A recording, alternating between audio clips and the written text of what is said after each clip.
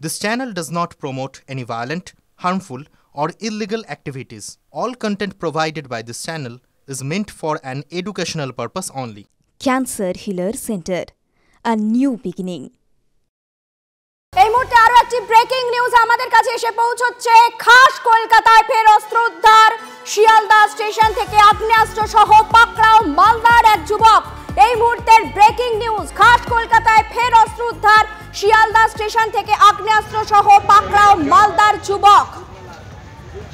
আরো বিস্তারিত জানবো, আমার সঙ্গে রয়েছেন আমার সহকর্মী সুপ্রিয়। বারবার অস্ত্র উদ্ধার হচ্ছে, এবারে মালদার যুবক সহ অস্ত্র উদ্ধার। এর পরিচয় কি জানা যাচ্ছে, কিভাবে বিষয়টাকে ব্যাখ্যা করছে পুলিশ মহল, আমাদেরকে একটু জানাও।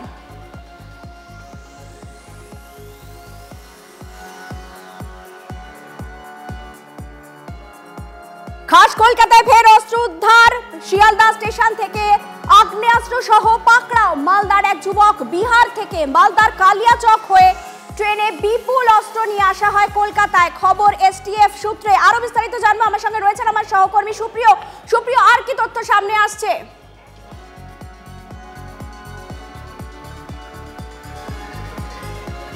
দেখো, আজ কিছু সময় পরেই কিন্তু ব্যাংশাল আদালতে পেশ করা হবে হাসান শেখকে এবং তারপর এসটিএফ এর তরফ থেকে এই হাসানকে নিজেদের হেফাজতে চেয়ে আবেদন জানানো হবে।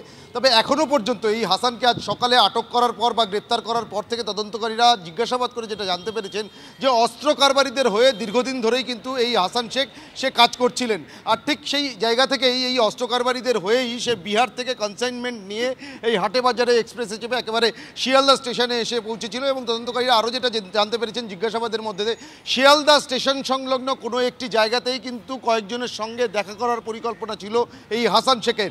এবার যাদের সঙ্গে দেখা করার পরিকল্পনা ছিল তারা কারা, আর যাদের সঙ্গে দেখা করার পরিকল্পনা ছিল বলে তদন্তকারীরা জানতে পেরেছেন তাদেরকেই কি এই সমস্ত আগ্নেয়াস্ত্র হস্তান্তর করার কথা ছিল, নাকি তাদের সঙ্গে মিলে আরও কোনো পরিকল্পনা ছিল, সেগুলো একদিকে যেমন হাসানকে জিজ্ঞাসাবাদ করে তদন্তকারীরা জানতে পারবেন, তার পাশাপাশি তাকে জিজ্ঞাসাবাদ করে এই যে যাদের সঙ্গে দেখা করার কথা ছিল বলে তদন্তকারীরা প্রাথমিকভাবে জানতে পেরেছেন তাদেরকে আইডেন্টিফাই করলে, তাদেরকে জিজ্ঞাসাবাদ করলে বা তাদেরকে নাগালে পেলে এই গোটা চক্র সম্পর্কে আরও অনেক তথ্য সামনে উঠে আসবে, এমনটাই কিন্তু মনে করা হচ্ছে।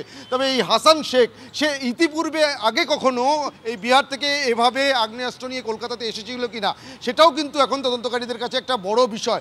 আর সেই বিষয়টাও কিন্তু তদন্তকারীরা জানার চেষ্টা করছেন যে ইতিপূর্বে কখনো এই হাসান শেখ কলকাতা বা এ রাজ্যের অন্য কোনো জায়গাতে এই ধরনের কনসাইনমেন্ট নিয়ে আর্মস কনসাইনমেন্ট নিয়ে সে গিয়েছিল কিনা বা কারোর কাছে আর্মস তুলে দিয়েছিল কিনা। তবে এবারের যে এই যে কনসাইনমেন্ট সেটা কিন্তু একেবারে বিহার থেকে ব্যাকগ্রাউন্ডে কনসেন্ট্রেট করা হচ্ছে। সুপ্রিয়া, আপাতত তোমাকে ধন্যবাদ। পরিস্থিতির দিকে নজর রাখো। ভাবুন, সেই বিহার যোগ আর সেই মালদার যোগ, হাসান শেখ যাকে গ্রেফতার করা হয়েছে সেই হাসান শেখের ব্যাকগ্রাউন্ড জানার চেষ্টা চালানো হচ্ছে যে বিহার থেকে সে কবে এলো, কিভাবে এলো, তার আর কি কর্মকাণ্ড রয়েছে, এই চক্রের সঙ্গে আর কে জড়িত রয়েছে, গোটাটাই খতিয়ে দেখার চেষ্টা চালাচ্ছে পুলিশ। বিগত 5 মাসে খাস কলকাতায় একের পর এক অস্ত্র উদ্ধার। শিয়ালদা, কসবা, জীবনতলা থেকে অস্ত্র উদ্ধার। বছরের শুরু থেকে শিয়ালদা বড়বাজারে অস্ত্র উদ্ধারে বারবার উঠেছে সেই বিহার যোগ। মুঙ্গেরের নাম বারবার সামনে এসেছে। তাহলে নিরাপত্তা কোথায়? শিয়ালদাকেই বা কেন বারবার ব্যবহার করা হচ্ছে? অস্ত্র কারবারিদের তরফে দুষ্কৃতীদের সেফ করিডোর কলকাতা? নানান প্রশ্ন ইতিমধ্যেই উঠতে শুরু করেছে। নিত্যযাত্রী অর্থাৎ আমার আপনার মতো যারা প্রতিদিন যাতায়াত করেন, এই ট্রেন যাদের জন্য লাইফ লাইন, তারা তো রীতিমতো আতঙ্কে। তারা কি বলছেন শোনাই আপনাদের। আমাদের নিরাপত্তার কোনো ইয়ে নেই। আমরা রোজ ডেলি প্যাসেঞ্জারি করি আসি, আমরা বাড়িতে ফিরবো কিনা এখন তো সন্দেহ হচ্ছে, ফিরতে নাও পারি। কারণ এর জন্য আমাদেরকে সাধারণ পাবলিককে অন্তত প্রোটেকশন দেওয়া খুব দরকার। তবে পুলিশের কাজ করছে, আইনের কাজ করছে, আমরা এতে খুব খুশি। প্রশাসনকে জানাই ধন্যবাদ, এই উদ্ধারটা করেছে, খুব ভালো হয়েছে আমাদের জন্য। আমরা প্রতিদিনকারের জেনারেল প্যাসেঞ্জার আসি কলকাতায়। এত এরকম অবস্থা আগে আমরা দেখেছি কিনা আমার মনে পড়ছে না। যতক্ষণ এটা ঢুকেছে তার মানে এটা একটু খুবই টেনশনের বিষয়। রোজ কলকাতা থেকে কাজে যাচ্ছি, বাইরে থেকে কাজে আসছি, ভাত নিয়ে যাচ্ছি, এই সমস্ত দেখে তো ভয় লাগবেই। এটা একটা দুষ্কৃতীদের দল হচ্ছে, এটা কোনো রাজনৈতিক দলের মধ্যে এটা পড়ছে, তা এখান থেকে পাচার করাচ্ছে।